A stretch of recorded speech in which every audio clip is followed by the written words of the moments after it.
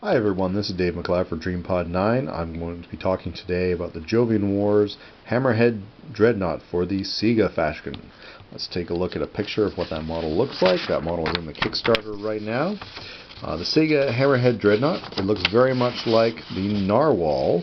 So this is the Narwhal, and this is the Hammerhead. So the Hammerhead adds some extra wings and guns, but otherwise the core body is very similar to the Narwhal.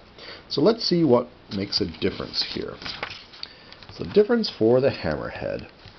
Well, let's look at the points immediately. We got 7 more points, threat value of 60, same base size, a little bit faster, speed 5 instead of speed 4. It's got fire control 4 instead of fire control 3.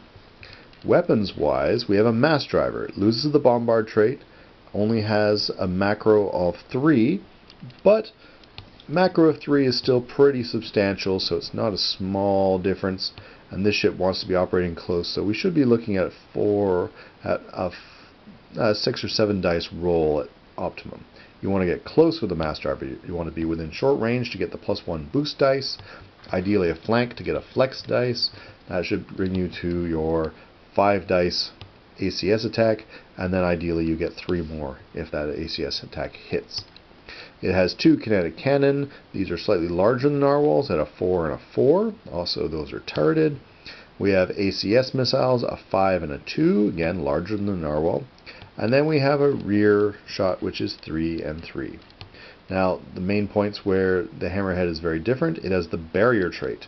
The barrier trait is a very interesting trait. It allows you to use the Hammerhead's point defense to shoot down incoming kinetic cannon and mass driver attacks just as if they were missile attacks. This can only work at long range though, so you do want to keep your distance.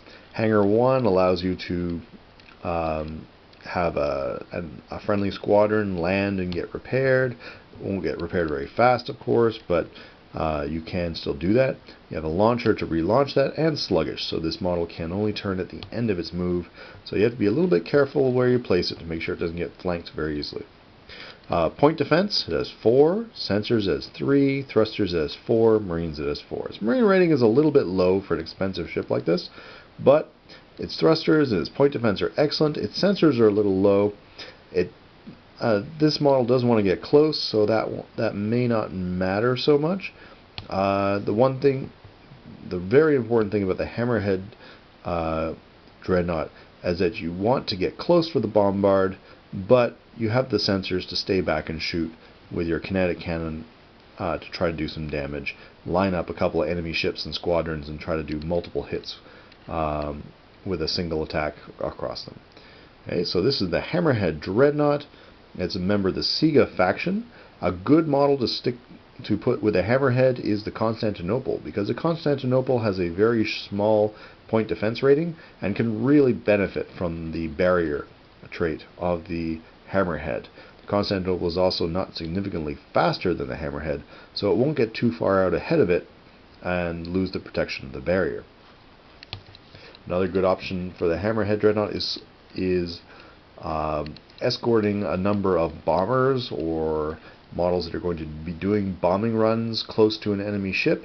The barrier will protect them from many attacks, except for dogfighting, and you can have friendly models help out with that.